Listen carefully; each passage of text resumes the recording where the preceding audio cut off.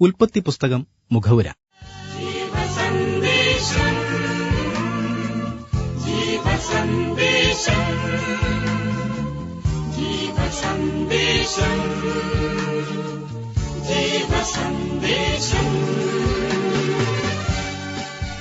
ബൈബിളിലെ ഏറ്റവും പ്രധാനപ്പെട്ട 2 പുസ്തകങ്ങളിൽ ഒന്നാണ് ഉൽപ്പത്തി പുസ്തകം.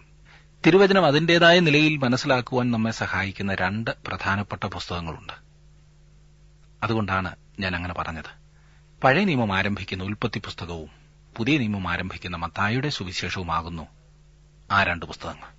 വേറൊരു വിധത്തിൽ പറഞ്ഞാൽ, ഈ 2 പുസ്തകങ്ങൾ മനസ്സിലാക്കാഞ്ഞാൽ തിരുവെഴുത്തിന്റെ മൊത്തം ദൂതായിരിക്കും നാം നഷ്ടപ്പെടുത്തുന്നത്.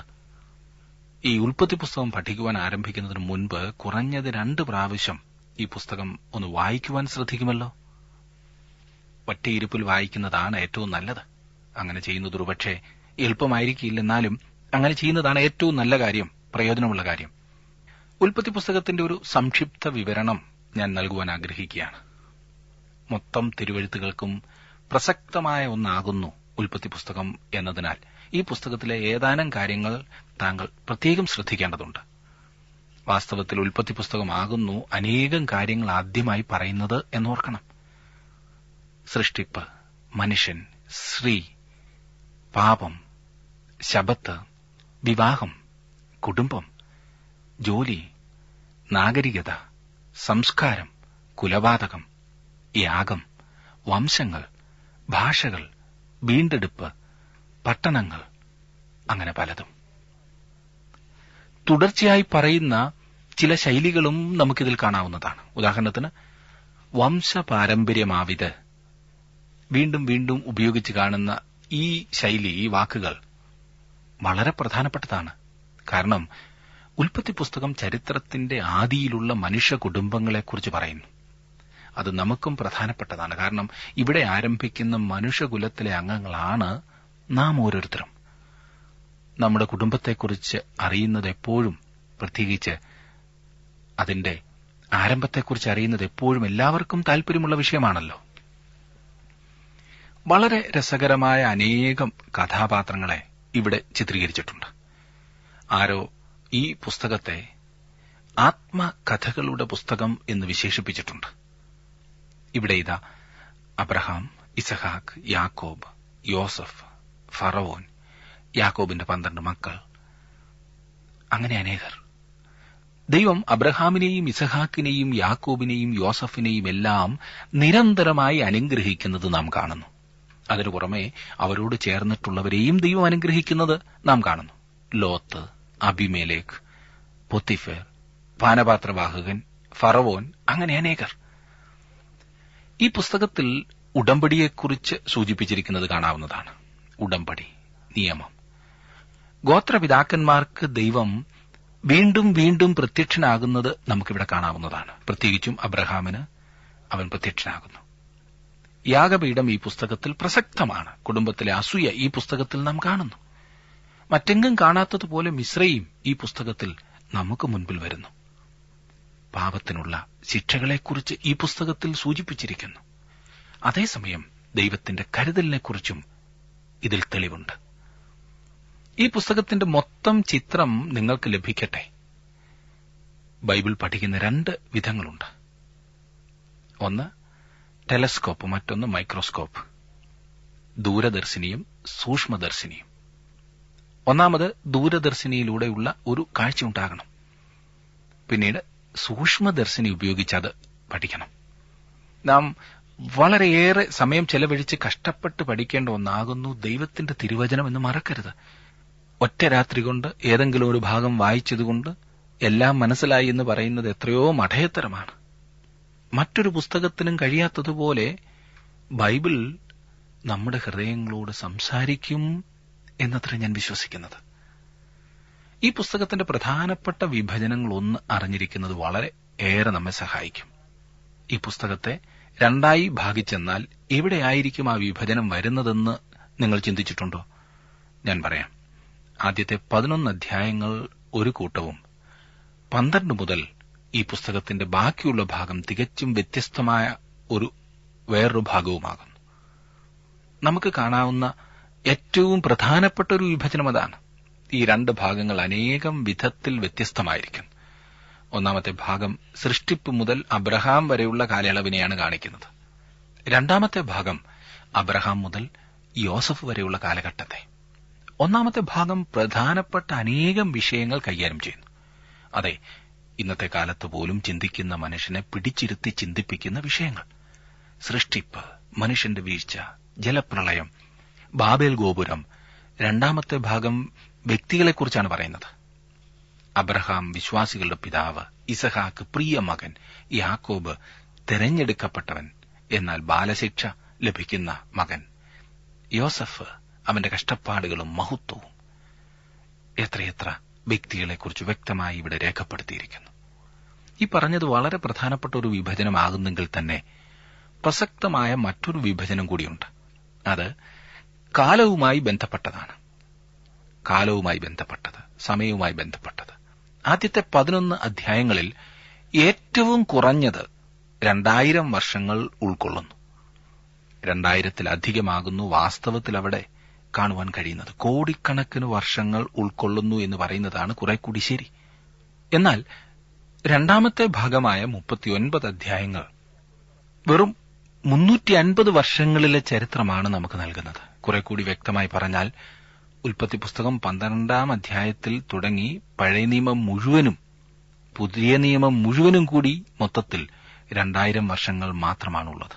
അങ്ങനെ വരുമ്പോൾ സമയത്തിന്റെ കാര്യത്തിൽ താങ്കൾ ഉൽപ്പത്തി പുസ്തകത്തിലെ ആദ്യത്തെ 11 അധ്യായങ്ങൾ പഠിച്ചു കഴിയുമ്പോൾ ബൈബിളിന്റെ പകുതി ഭാഗം കഴിയുകയാണ്. ഇത് നമ്മോട് പറയുന്നൊരു വസ്തുത എന്തെന്നാൽ ഈ ഭാഗം നമുക്ക് നൽകിയതിനാൽ ദൈവത്തിന് എന്തോ വ്യക്തമായ പദ്ധതി ഉണ്ട് എന്നത്രേ. ദൈവം കൂടുതൽ ഊന്നൽ നൽകുന്നത് ഈ ആദ്യത്തെ ഭാഗത്തിനാണോ അതോ ബാക്കിയുള്ള ഭാഗത്തിനാണോ? രണ്ടാമത്തെ ഭാഗത്തിനാണ് കൂടുതൽ പ്രാധാന്യം നൽകുന്നതെന്ന് വ്യക്തമാണല്ലോ. ആദ്യത്തെ ഭാഗം പ്രപഞ്ചത്തെക്കുറിച്ചും സൃഷ്ടിപ്പിനെക്കുറിച്ചും വിവരിക്കുമ്പോൾ അവസാന ഭാഗം മനുഷ്യനെക്കുറിച്ചും ജാതികളെക്കുറിച്ചും രാഷ്ട്രങ്ങളെക്കുറിച്ചും കർത്താവായ യേശുവിനെക്കുറിച്ചും പറയുന്നു. ദൈവം താൻ സൃഷ്ടിച്ച മൊത്തം പ്രപഞ്ചത്തോടുണ്ടായിരുന്നതിനേക്കാൾ ഏറെ താൽപര്യം കാണിച്ചത് അബ്രഹാം എന്ന വ്യക്തിയോടായിരുന്നു. അതേ സുഹൃത്തെ, ദൈവം ഇന്ന് താങ്കളിൽ അധികം തൽപരനാകുന്നു എന്ന വസ്തുത താങ്കൾക്കറിയാമോ? ഈ ഭൗമികമായതിനേക്കാൾ ഏറെ താങ്കളിൽ അവന് താൽപര്യമുണ്ട്. ഈ ഭൗതികമായതിനേക്കാൾ ഏറെ. ഇത് അല്പം കൂടി വ്യക്തമാക്കുവാൻ വേണ്ടി ഞാനൊരു ഉദാഹരണം പറയട്ടെ. 4 സുവിശേഷങ്ങളിലും കൂടി ഉള്ള 89 അധ്യായങ്ങളിൽ 4 അധ്യായങ്ങൾ മാത്രമാണ് കർത്താവായ യേശുക്രിസ്തുവിന്റെ ഈ ലോകത്തിലെ ആദ്യത്തെ 30 വർഷത്തെക്കുറിച്ച് പറയുന്നത്. ബാക്കി 85 അധ്യായങ്ങളും അവന്റെ ജീവിതത്തിന്റെ ഒടുവിലത്തെ 3 വർഷങ്ങളെക്കുറിച്ച് പറയുന്നതാണ്. മനസ്സിലായല്ലോ? അതിൽ തന്നെ 27 അധ്യായങ്ങൾ കർത്താവിന്റെ ഈ ഭൂമിയിലെ ഒടുവിലത്തെ 8 ദിവസങ്ങളെക്കുറിച്ച് പറയുന്നതാണ്. ദൈവത്തിന്റെ ആത്മാവ് എവിടെയാണ് ഊന്നൽ കൊടുത്ത് സംസാരിക്കുന്നതെന്ന് മനസ്സിലാക്കുവാൻ എന്തെങ്കിലും പ്രയാസമുണ്ടോ? ഉണ്ടാകരുതില്ലേ? ചിന്തിക്കുന്ന ഏതൊരാളും പറയും 27 അധ്യായങ്ങളിലൂടെ പറഞ്ഞിരിക്കുന്ന ഒടുവിലത്തെ 8 ദിവസങ്ങൾക്കാണ് പ്രാധാന്യമെന്ന്. അത് മൊത്തത്തിൽ എന്താണ്? അതെ, ക്രിസ്തുവിന്റെ മരണം, അടക്കം, പുനരുത്ഥാനം എന്നിവയാണ്. സുവിശേഷത്തിലെ പ്രധാന ഭാഗം അതാകുന്നു. വേറൊരു വിധത്തിൽ പറഞ്ഞാൽ ക്രിസ്തു നമ്മുടെ പാപങ്ങൾക്കായി മരിച്ചു, നമ്മുടെ നീതീകരണത്തിനായി ഉയർത്തെഴുന്നേറ്റു. ഇത് നാം വിശ്വസിക്കുന്നതിനാണ് സുവിശേഷം നൽകപ്പെട്ടിരിക്കുന്നത്. അത് വളരെ പ്രധാനപ്പെട്ട കാര്യമാണ്. അതാണ് ഏറ്റവും പ്രധാനപ്പെട്ട സത്യം. ഞാൻ വീണ്ടും പറയട്ടെ, ഉൽപ്പത്തി പുസ്തകത്തിന്റെ ആദ്യത്തെ 11 അധ്യായങ്ങൾ ബൈബിളിന്റെ മുഖവുര മാത്രമാണ്. നാം അങ്ങനെ വേണം അതിനെ കാണേണ്ടത് എന്ന് പറഞ്ഞതുകൊണ്ട് ആ 11 അധ്യായങ്ങളെ കാണാതെ പോകണം എന്നർത്ഥമില്ല. നാം അതിനുവേണ്ടി വളരെ സമയമെടുക്കുന്നതാണ്. പ്രാർത്ഥനയോടെ നമുക്ക് തീർച്ചയായിട്ടും അത് പഠിക്കണം. എന്നാൽ ഏതിനാണ് പ്രാധാന്യം നൽകേണ്ടത് എന്ന് നിങ്ങൾ മറക്കരുത്. ഇനിയും ഉൽപ്പത്തി പുസ്തകം 1-ാം അധ്യായത്തിന്റെ 1-ാം വാക്യത്തിലേക്ക് പ്രവേശിച്ച് ചില കാര്യങ്ങൾ ചിന്തിപ്പാൻ ആഗ്രഹിക്കുകയാണ്. അവിടെ എഴുതിയിരിക്കുന്ന ആ വാക്യം നമുക്ക് സുപരിചിതമാണല്ലോ. ഒന്ന് നോക്കിക്കാട്ടെ. ഉൽപ്പത്തി പുസ്തകം 1-ാം അധ്യായം 1-ാം വാക്യം. ആദിയിൽ ദൈവം ആകാശവും ഭൂമിയും സൃഷ്ടിച്ചു. ഇന്നോളം ചെയ്തിട്ടുള്ളതിലേക്കും ഏറ്റവും മഹത്തായ ഒരു പ്രസ്താവനയത്രേ ഈ വാക്യം. എന്നിട്ടും നാം ജീവിക്കുന്ന ഈ കാലയളവിൽ ഏറ്റവും അധികം വെല്ലുവിളിക്കപ്പെട്ടിട്ടുള്ള ഒരു പ്രസ്താവനയത്രേ ഇതെന്ന് നമുക്ക് കാണുവാൻ കഴിയും. യഥാർത്ഥ സൃഷ്ടിപ്പിനെക്കുറിച്ച് പറഞ്ഞിരിക്കുന്ന ഭാഗം ഈ വാക്യം മാത്രമാകുന്നു എന്നാണ് ഞാൻ കരുതുന്നത്. അല്പം വ്യത്യാസം നാം കാണുവാൻ പോകുന്നത് ഈ പുസ്തകത്തിൽ തന്നെ തുടർന്നുള്ള ഭാഗത്ത് പറഞ്ഞിരിക്കുന്ന മനുഷ്യന്റെയും മൃഗങ്ങളുടെയും സൃഷ്ടിപ്പിനെക്കുറിച്ചാണ്. എന്നാൽ സൃഷ്ടിപ്പിന്റെ കഥ ഇതത്രേ. തീർച്ചയായും ഇത് വളരെ ചെറിയൊരു വിവരണമാകുന്നു എന്ന് സമ്മതിക്കാതിരിക്കുവാൻ തരമില്ല. വളരെ ചുരുക്കത്തിൽ മാത്രമാകുന്നു ദൈവം ഇത് നൽകിയിരിക്കുന്നത്. അത് രസകരമായൊരു ചിന്തയാണ്. ഇവിടെ ഉയർന്നു വരാവുന്ന ഒരു ചോദ്യം എന്തെന്നാൽ, ഈ പ്രത്യേക ഭാഗം നമുക്ക് നൽകിയപ്പോൾ ദൈവത്തിനുണ്ടായിരുന്ന ചിന്ത എന്തായിരുന്നിരിക്കും? എഴുത്തുകാരന്റെ ഇവിടുത്തെ ഉദ്ദേശം എന്തായിരുന്നു? ഭൂഗർഭശാസ്ത്രം പഠിപ്പിക്കുക എന്നതായിരുന്നുവോ ദൈവത്തിന്റെ ഉദ്ദേശം? ഈ പ്രത്യേക ഘട്ടത്തിൽ വളരെയധികം വാദപ്രതിവാദങ്ങളും അഭിപ്രായ വ്യത്യാസങ്ങളുമുണ്ട്. ഏതെങ്കിലും നിർബന്ധത്തിന് വഴങ്ങി ഈ സൃഷ്ടിപ്പിന്റെ വിവരണം അംഗീകരിക്കേണ്ടി വരുന്നവർ പോലും അതിന്റെ യഥാർത്ഥ അർത്ഥത്തിൽ അത് വിശ്വസിക്കുന്നില്ല എന്നതാണ് പരമാർത്ഥം. സുഹൃത്തെ, ദൈവവചനത്തിൽ പറഞ്ഞിരിക്കുന്നതുപോലെ തന്നെ താങ്കൾക്കിത് വിശ്വസിക്കുവാൻ സാധിക്കുന്നുണ്ടോ? ഇല്ലെങ്കിൽ അടുത്തു വരൂ, നമുക്കൊരുമിച്ച് ചിന്തിക്കാം. ആദിയെക്കുറിച്ചുള്ള ഈ പ്രശ്നം വാസ്തവത്തിൽ മറ്റെന്തിനേക്കാളും കൂടുതൽ തീക്ഷ്ണമായ വിവാദങ്ങളെയും വന്യമായ സിദ്ധാന്തങ്ങളെയും വ്യാപകമായ അഭിപ്രായ ഭിന്നതകളെയും ഇളക്കിവിടുന്നു. മനുഷ്യന്റെ സാങ്കല്പിക സിദ്ധാന്തങ്ങൾ ഇതിൽ ഉൾക്കൊള്ളുന്നു എന്നതിനാൽ ദൈവത്തിന്റെ വ്യക്തമായ ശബ്ദത്തെ മുക്കിക്കളയുന്ന അസ്പഷ്ടമായ ശബ്ദം എപ്പോഴും ഇതിലുണ്ട്. ഈ കാര്യത്തിൽ രണ്ട് വ്യത്യസ്ത ധ്രുവത്തിൽ നിൽക്കുന്ന ആളുകളുണ്ട്. അവർ ഈ വിഷയത്തിന് കളങ്കം വരുത്തിയിരിക്കുകയാണ്. അവർ തങ്ങളുടെ അനുമാനങ്ങളും അവകാശവാദങ്ങളുമായ തത്വസംഹിതകളാൽ അറിവിന്റെ ശുദ്ധജലം ആകെ കലക്കി ചെളിവെള്ളമാക്കിയിരിക്കുന്നു. അതുകൊണ്ടാണ് ഇന്ന് ചെളിവാരി എറിയുന്നത് നാം കാണുന്നത്. ജീവശാസ്ത്രപരവും തത്വശാസ്ത്രപരവുമായ പരിണാമമാകുന്നു വാസ്തവത്തിൽ സുവിശേഷ സത്യം എന്ന് മിഥ്യാവകാശം പുറപ്പെടുവിക്കുന്ന ഒരു കൂട്ടം ശാസ്ത്രജ്ഞന്മാർ ഉൾക്കൊള്ളുന്നതാണ് ഈ അത്യന്ത ചിന്താഗതിക്കാരിൽ ഒരു വിഭാഗം. അവരുടെ ഈ സ്വയം സിദ്ധ തത്വം ശാസ്ത്രത്തിന്റെ കണ്ടുപിടുത്തമാണെന്നത്രേ അവർ നിസ്സംശയം പറയുന്നത്. നമുക്ക് അതൊന്ന് പരിശോധിക്കുക തന്നെ വേണം. ഈ അത്യന്ത ചിന്താഗതിക്കാരിൽ രണ്ടാമത്തെ വിഭാഗം ഇന്നത്തെ ദൈവശാസ്ത്രജ്ഞന്മാരിൽ തന്നെ ഉള്ളവരാണ്. അത്ഭുതം തോന്നിയേക്കാം. ദൈവം ഈ സൃഷ്ടിപ്പ് എങ്ങനെ നടത്തി എന്ന അമാനുഷിക അറിവ് തങ്ങൾക്ക് ലഭിച്ചു എന്ന അവകാശവാദം മുഴക്കുന്നവരാണ് ഈ പണ്ഡിതന്മാർ. ദൈവം പ്രവർത്തിച്ച വിധങ്ങളെല്ലാം വ്യക്തമായി കണ്ടുപിടിച്ചതിനാൽ ഈ കൂട്ടർ സന്തോഷമായി തന്നെ കഴിഞ്ഞുകൂടുന്നു. ശാസ്ത്രത്തെയും ബൈബിളിനെയും തമ്മിൽ ചേർത്തുകൊണ്ടുപോകുന്ന ഏതെങ്കിലുമൊക്കെ സിദ്ധാന്തങ്ങൾ വളരെ കൌശലപൂർവ്വം സംസാരിക്കുവാനും എഴുതുവാനും ഇവർക്ക് സാധിക്കുന്നു. ലോകവും ആത്മീയവും തമ്മിൽ ചേർത്ത് കൊണ്ടുപോകുവാൻ ശക്തമായൊരു സിദ്ധാന്തമുണ്ടെങ്കിൽ എല്ലാവർക്കും അതായിരിക്കുമല്ലോ ഇഷ്ടം. അതിനുള്ള ശ്രമമാണല്ലോ ഇന്ന് നമ്മുടെ ബൈബിൾ കോളേജുകളിൽ നടന്നുകൊണ്ടിരിക്കുന്നത്. പണ്ടത്തെ മഹാന്മാരായ വേദപണ്ഡിതന്മാരെ വളരെ പുച്ഛത്തോടെയാണ് ഈ കൂട്ടർ കാണുന്നത്. പഴഞ്ചൻ സിദ്ധാന്തങ്ങളിൽ ഇന്നത്തെ കാലത്തിന് യോജിക്കുന്നതല്ല എന്ന വാദം കേൾക്കാൻ തന്നെ സുഖമുണ്ടല്ലോ.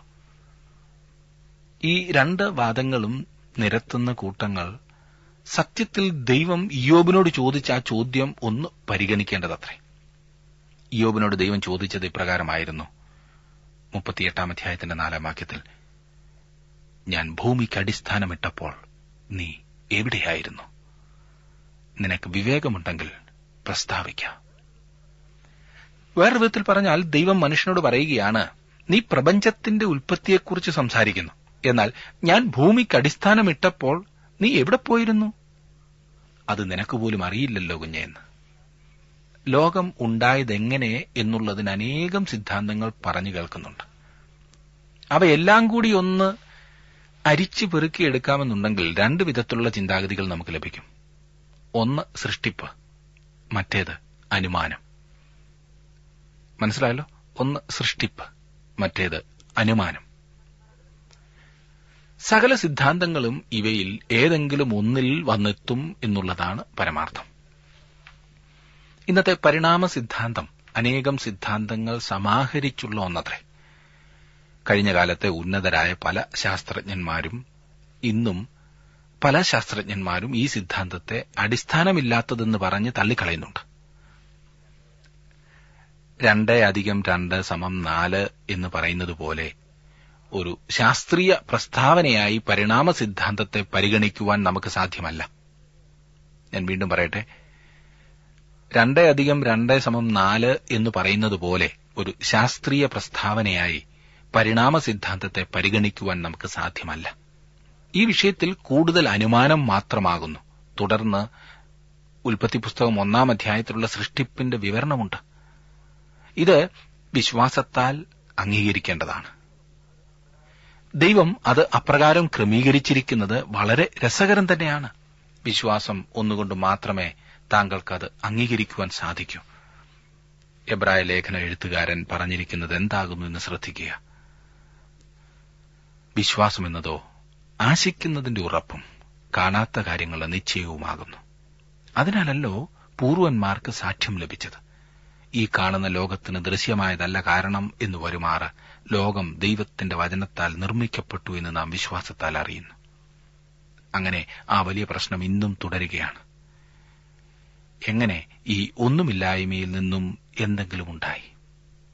ഈ ചോദ്യത്തിന്റെ ഒരു ഉത്തരത്തിലെത്തുവാൻ താങ്കൾക്കുള്ള മാർഗം ഒന്നുകിൽ വിശ്വാസത്താൽ, അല്ലാത്തപക്ഷം അനുമാനം. അനുമാനം വളരെ അശാസ്ത്രീയമാകുന്നു എന്ന കാര്യം മറക്കരുത്. ഉൽപ്പത്തിയെക്കുറിച്ചുള്ള സിദ്ധാന്തങ്ങളിൽ ചിലത് ഒന്ന് പരിശോധിക്കുന്നത് നല്ലതായിരിക്കില്ലേ? ശാസ്ത്രീയമായ ഉത്തരം മാത്രം വേണം നാം അംഗീകരിക്കേണ്ടത് എന്ന് നമ്മോട് പറയുന്നവരുണ്ട്. ഏതാണ് ശാസ്ത്രീയമായ ഉത്തരം എന്നാകുന്നു എന്റെ ചോദ്യം. ശാസ്ത്രീയമായ ഉത്തരം ഏതാകുന്നു? ഏത് ശാസ്ത്രത്തെക്കുറിച്ചാണ് നാം സംസാരിക്കുന്നത്? ശാസ്ത്രത്തിന് ഈ കാര്യത്തിൽ എന്തെങ്കിലും പറയുവാനുണ്ടോ? ഈ ചോദ്യങ്ങൾക്കൊന്നും ഞാൻ മറുപടി നൽകേണ്ട കാര്യമില്ല. നിങ്ങൾക്ക് തന്നെ അറിയാം. 1806 പ്രൊഫസർ ലേൽ എന്ന ശാസ്ത്രജ്ഞൻ പറഞ്ഞത്, ഏറ്റവും കുറഞ്ഞത് 80 ഭൂഗർഭ ശാസ്ത്ര സംബന്ധമായ സിദ്ധാന്തങ്ങളെങ്കിലും ഫ്രഞ്ച് ഇൻസ്റ്റിറ്റ്യൂട്ട് എണ്ണി തിട്ടപ്പെടുത്തിയിട്ടുണ്ട്. അവ എല്ലാം ദൈവവചനത്തോട് എതിരായിട്ടുള്ളതായിരുന്നു. എന്നാൽ ആ സിദ്ധാന്തങ്ങളിൽ ഒന്നുപോലും ഇന്ന് അംഗീകരിക്കപ്പെടുന്നില്ല. മനസ്സിന്റെ ഒരു സംതൃപ്തിക്കു വേണ്ടി കാലാകാലങ്ങളിൽ മനുഷ്യൻ തന്റെ മനസ്സിൽ തോന്നിയ ഓരോ ചിന്താഗതികൾ പ്രസ്താവിച്ചു. പക്ഷേ ഒന്നും നിലനിന്നില്ല. ഉൽപ്പത്തി പുസ്തകം എഴുതുവാൻ ദൈവം ഉപയോഗിച്ച മാനുഷിക കരം മോശയായിരുന്നുവല്ലോ. എനിക്ക് തോന്നുന്നു ഈ സൃഷ്ടിപ്പിനെ സംബന്ധിക്കുന്ന 100 കഥകൾ കേൾക്കുമ്പോൾ, ഈ വിഷയത്തിൽ ശാസ്ത്രീയമായുള്ള ചിന്താക്കുഴപ്പങ്ങൾ കാണുമ്പോൾ മോശ നിന്ന് ചിരിക്കും. ഹോ, എന്തോ മണ്ടന്മാര്! കാരണം ഒരു ശാസ്ത്രീയമായ വിവരണം അല്ലെങ്കിൽ രേഖ നൽകണം എന്ന ഉദ്ദേശത്തോടെ മോശ ഇതെഴുതിയില്ല എന്നത് വ്യക്തമാണ്. എല്ലാ തിരുവെഴുത്തിന്റെയും ഉദ്ദേശം വിശുദ്ധ പൗലോസ് പറയുന്നുണ്ട്. തിമോഥെയോസിന് എഴുതിയ 2-ാം ലേഖനം 3-ാം അധ്യായത്തിന്റെ 16-17 വാക്യങ്ങളിൽ നാം വായിക്കുന്നത്, എല്ലാ തിരുവെഴുത്തും ദൈവശ്വാസീയമാകയാൽ ദൈവത്തിന്റെ മനുഷ്യൻ സകല സൽപ്രവൃത്തിക്കും വക പ്രാപിച്ച് തികഞ്ഞവനാകേണ്ടതിന് ഉപദേശത്തിനും ശാസനത്തിനും ഗുണീകരണത്തിനും നീതിയിലെ അഭ്യാസത്തിനും പ്രയോജനമുള്ളതാകുന്നു. തിരുവചനത്തിന്റെ ഉദ്ദേശം ശാസ്ത്രം തെളിയിക്കുവാനല്ല. തിരുവചനത്തിന്റെ ഉദ്ദേശം നീതിയിൽ അഭ്യാസം നൽകുക എന്നുള്ളതാകുന്നു. താങ്കളെ ഭൂഗർഭശാസ്ത്രമോ ജീവശാസ്ത്രമോ പഠിപ്പിക്കുവാനല്ല ദൈവവചനം എഴുതിയിട്ടുള്ളത്, മറക്കരുത്. ദൈവവചനത്തിൽ നിന്നും ഇതെല്ലാം കണ്ടുപിടിക്കുവാനും പ്രസംഗിക്കുവാനും ശ്രമിക്കുന്ന അനേകം ബിരുദന്മാരെ ഞാൻ കണ്ടിട്ടുണ്ട്. ദൈവവചനം ശാസ്ത്രത്തിനെതിരാകുന്നു എന്ന് ഞാൻ പറഞ്ഞില്ല, ഞാൻ പറയുകയുമില്ല. പിന്നെയോ ശാസ്ത്രം പഠിപ്പിക്കുവാനല്ല ദൈവവചനം നൽകിയിട്ടുള്ളത്. പിന്നെയോ മനുഷ്യന് ദൈവത്തോടുള്ള ബന്ധവും ദൈവം മനുഷ്യനിൽ നിന്ന് ആഗ്രഹിക്കുന്നതും രക്ഷ പ്രാപിക്കുവാൻ മനുഷ്യൻ ചെയ്യേണ്ട കാര്യങ്ങളുമൊക്കെയാണ് തിരുവചനത്തിലെ വിഷയം. ഉൽപ്പത്തി പുസ്തകത്തിന്റെ ആദ്യ ഭാഗത്ത് താങ്കൾക്ക് വേണമെങ്കിൽ ഇങ്ങനെ കൂടെ എഴുതാം: രക്ഷ പ്രാപിപ്പാൻ ഞാൻ എന്ത് ചെയ്യണം? രക്ഷ പ്രാപിപ്പാൻ ഞാൻ എന്ത് ചെയ്യണം? ഉൽപ്പത്തി പുസ്തകം സോഷ്യൽ സ്റ്റഡി പുസ്തകമല്ല സുഹൃത്തെ. ഇത് അതുപോലെ പഠിക്കുവാൻ എടുക്കേണ്ട പുസ്തകമല്ല. ഇനിയും ഞാൻ വേറൊരു കാര്യം ചോദിച്ചാൽ, സൃഷ്ടിപ്പിനെക്കുറിച്ചുള്ള ശാസ്ത്രീയമായ ഒരു പ്രസ്താവന ദൈവം ആദ്യമേ തന്നെ തന്നിരുന്നുവെങ്കിൽ മോശയുടെ സമയത്തെ എത്ര ആളുകൾക്ക് അത് മനസ്സിലാകുമായിരുന്നു? അതുപോകട്ടെ, ഈ അത്യാധുനിക യുഗത്തിൽ ജീവിക്കുന്ന നമ്മിൽ എത്ര പേർക്ക് അത് ഗ്രഹിക്കുവാൻ കഴിയുമായിരുന്നു? മനസ്സിലായോ?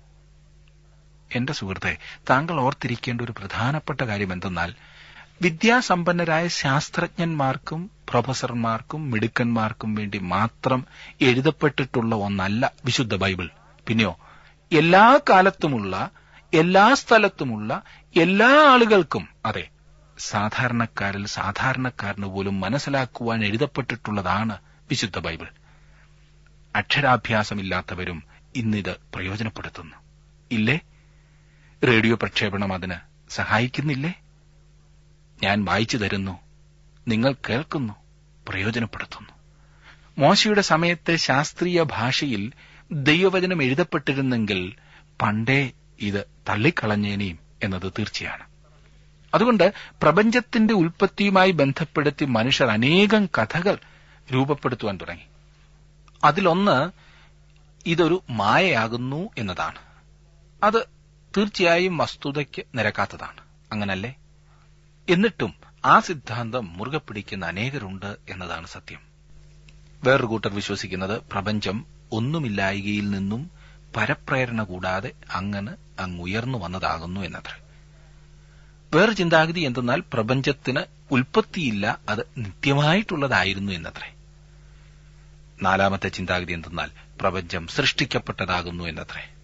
ഈ ചിന്തയെ പല പല സിദ്ധാന്തങ്ങളായി വിഭജിച്ചിട്ട് പ്രപഞ്ചത്തിന്റെ ഉൽപ്പത്തിയെക്കുറിച്ചുള്ള വിശദീകരണം നൽകുവാൻ ശ്രമിക്കുന്നു. ഇത്ര പ്രധാനപ്പെട്ട ഈ വിഷയം കൈകാര്യം ചെയ്യുമ്പോൾ ആ സിദ്ധാന്തങ്ങളിൽ ചിലതെങ്കിലും നിങ്ങളുടെ അറിവിലേക്ക് ഞാൻ പറഞ്ഞല്ലേ മതിയാകൂ. മാത്രമല്ല, നാളുകൾക്ക് മുൻപ് ലോകത്തിന്റെ വിവിധ ഭാഗങ്ങളിൽ പ്രചാരത്തിലിരുന്ന ആ സിദ്ധാന്തങ്ങളിൽ പലതും ഇക്കാലങ്ങളിൽ നമ്മുടെ നാട്ടിലൊക്കെ പുത്തൻ പുതിയ പരിഹാരങ്ങളായി പറഞ്ഞു കേൾക്കാറുണ്ട്.